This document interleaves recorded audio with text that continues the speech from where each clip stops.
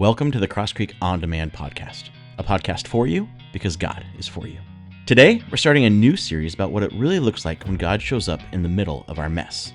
Not after we fix things, not when life looks perfect, but right in the middle of the mistakes, the chaos, and the regret. In this first episode, we'll look at the story of Jacob, someone who made a total mess of his life trying to control everything himself. But even then, God didn't give up on him. He met Jacob right where he was and gave him a brand new name and a brand new start. So, does God still show up after you've completely blown it? Good question. Let's talk about it together.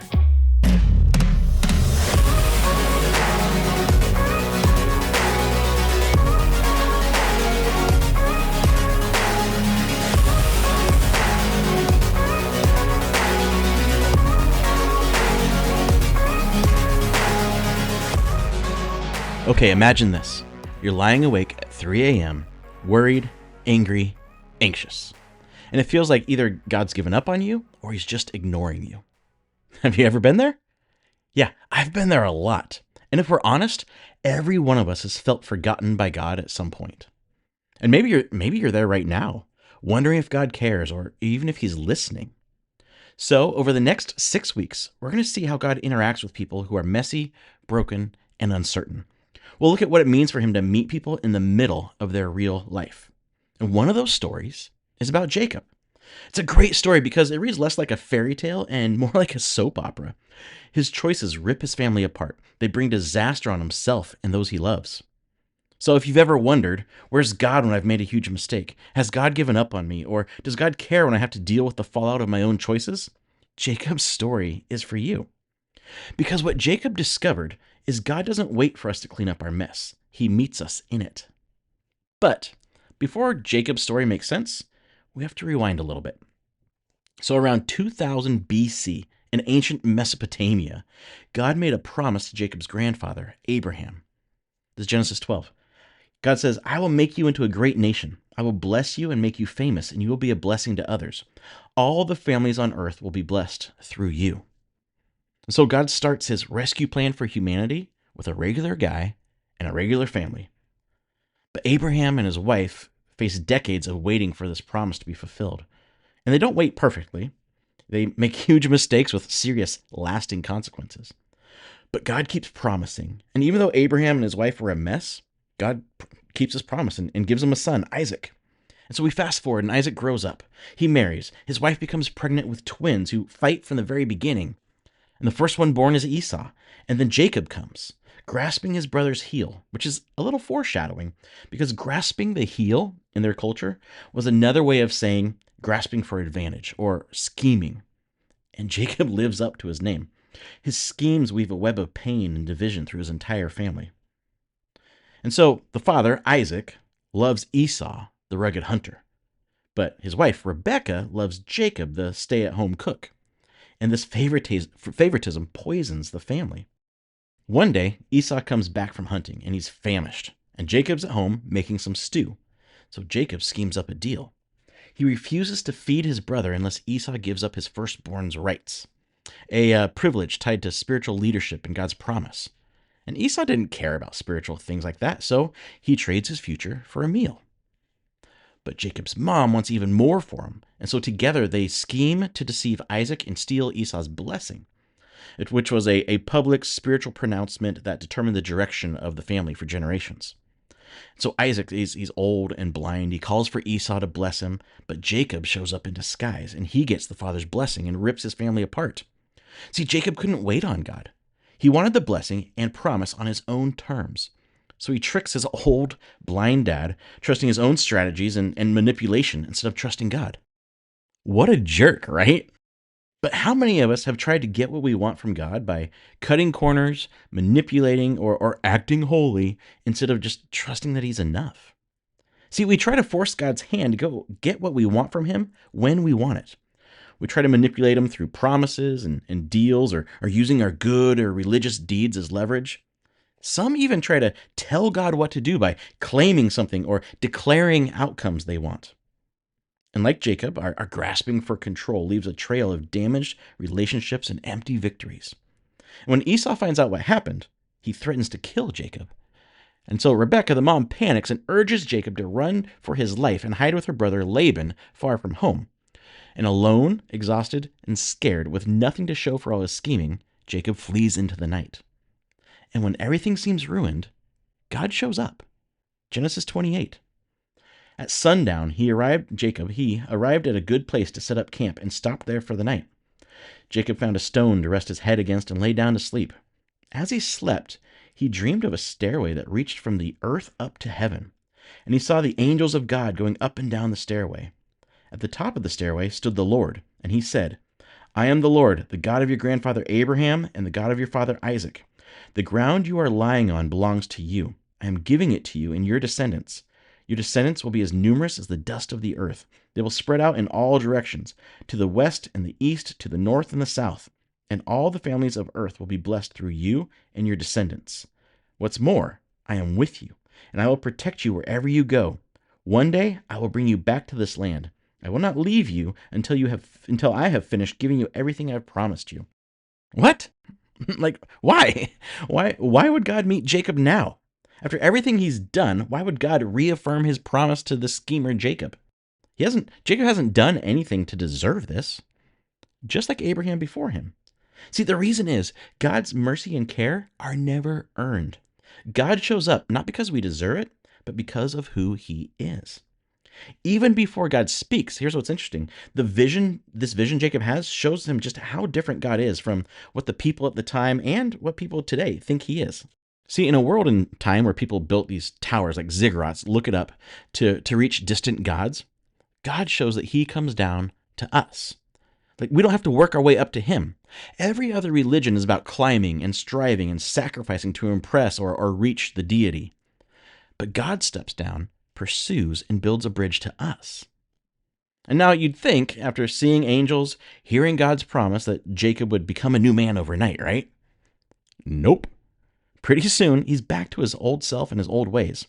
So while staying with his uncle Laban, Jacob falls for his cousin Rachel, which apparently was okay back then. But Laban deceives him. Seems to be a family trait. And after working 7 years to marry Rachel, Laban marries Jacob to Rachel's older, not as pretty sister, Leah. And then after another 7 years, Laban lets Jacob marry Rachel, and Jacob clearly favors Rachel over Leah. And then later, Jacob tricks Laban back, taking the best of the family flocks. It's like this broken cycle of manipulation breeding more manipulation. It's a messed up family. See, even after meeting God, Jacob doesn't change overnight. He goes right back to his old self. And we can judge him and laugh and whatever, but we do the same thing, don't we? We encounter God. We have this mountaintop experience. Maybe we even promise to change. And then just a few days later, we go back to living life our own way, following the same patterns and habits, trying to make our own things happen. Why? Because true transformation takes more than a single mountaintop moment. And Jacob's scheming finally catches up to him. Laban's family turns against him, and he's forced to run for his life again. But even in this, God warned and protected Jacob. Not because Jacob's good, but because God is faithful to his promise, and he needed Jacob to get the message. So as Jacob's heading back home, the fear rushes in, because it's been years, but he's pretty sure Esau isn't the forgive and forget type. And all his scheming is finally going to be the end of him. And so the night before facing Esau, Jacob sends his family ahead and spends the night alone. He's probably afraid, vulnerable, he's totally exposed. And in that moment, God comes for him again. Genesis 32. This left Jacob all alone in the camp, and a man came and wrestled with him until the dawn began to break. When the man saw that he would not win the match, he touched Jacob's hip and wrenched it out of its socket. Then the man said, "Let me go, for the dawn is breaking." But Jacob said, "I will not let you go unless you bless me." "What is your name?" the man asked. He replied, "Jacob." "Your name will no longer be Jacob," the man told him. "From now on, you will be called Israel, because you have fought with God and with men and have won." "Please tell me your name," Jacob said. "Why do you want to know my name?" the man replied. Then he blessed Jacob there. Jacob named the place Peniel, which means face of God. For he said, "I have seen God face to face, yet my life has been spared." The sun was rising as Jacob left Peniel, and he was limping because of the injury to his hip. So this is weird, right? But this is actually the turning point of Jacob's story. See, he comes face to face with God himself, and some believe this was a physical appearance of Jesus before being born to Mary, which we call a Christophany, and he wrestles with him. And have you ever spent a sleepless night wrestling with God?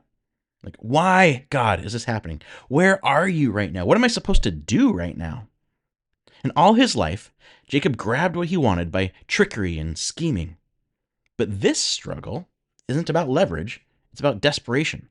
He won't let go because he needs God more than anything else. He needs God's blessing more than anything else. And for the first time, he clings to God as his only hope. And because of that, in his life, God gives Jacob a new name. He says, you're not Jacob anymore. You're not that cheat anymore. You're Israel. Israel means God fights or God prevails. See, Jacob's old identity as deceiver and manipulator is replaced with a new identity, Israel, one who wrestled with God and survived. And meeting God didn't just wound him physically, it transformed who he was and how he saw himself. And his new name becomes the name of God's people, Israel, a nation born out of wrestling and clinging to God even in weakness. And for some reason, we think wrestling with God, questioning, doubting, even crying out in anger, makes God mad at us. But God actually invites us to wrestle with him, to bring our questions and our hurts, everything, the good, the bad, the frustrating. This wrestling is refusing to run away. It's refusing to let go, like Jacob. Just like a dad who wrestles with his kid, right? Not to harm them or humiliate them, but to enjoy them, to be close to them. And the story highlights something key to understanding and knowing God. God comes to us right where we are, but refuses to leave us defined by our old failures. The wrestling leads to transformation. When you finally wrestle with God and see both his strength and his love, everything changes. You realize he's been pursuing you all along, and you can stop chasing control, and you can stop hiding your mess. And he still meets us at our lowest, wrestling us down until we stop pretending and start surrendering. When we trust him, the one who came and died and rose for us, he gives us a new name, child of God. Not because we've cleaned ourselves up, but because his love defines us now. And maybe you've worn a name your whole life, whether it's failure, disappointer, screw up. God wants to rename you too. Child of God, chosen, loved, not because you've earned it or because you deserve it, but because he loves you. See, Jesus fulfilled God's promise to bless the world. He wrestled for you. He died for you. He rose for you. And he's ready to give you a new name, not defined by your past, but by his redeeming love. He wants to give you a new identity, a new way of living, secure in his love. If you've been running, pretending, or hiding, what would it look like to pause, turn, and wrestle honestly with God? And trust what he has already done for you in Jesus. So here's my invitation this week. It's simple. Wrestle with God. Take some time on the way to work, laying in bed, 2 a.m., in the shower, and tell him, God, I'm wrestling with this, whatever it is. What do you want me to see? What do you want me to say? What do you want me to do in this wrestling? Maybe even write down what comes to mind.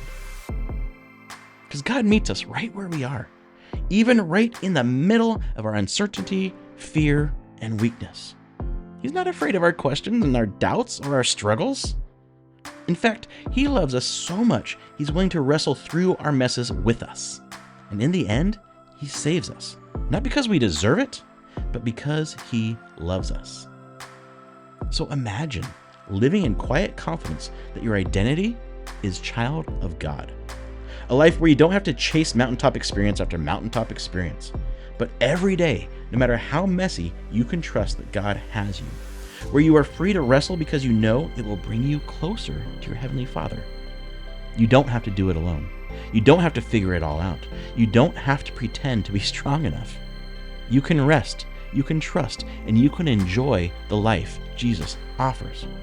Because when we wrestle with God, we discover the strength of his love.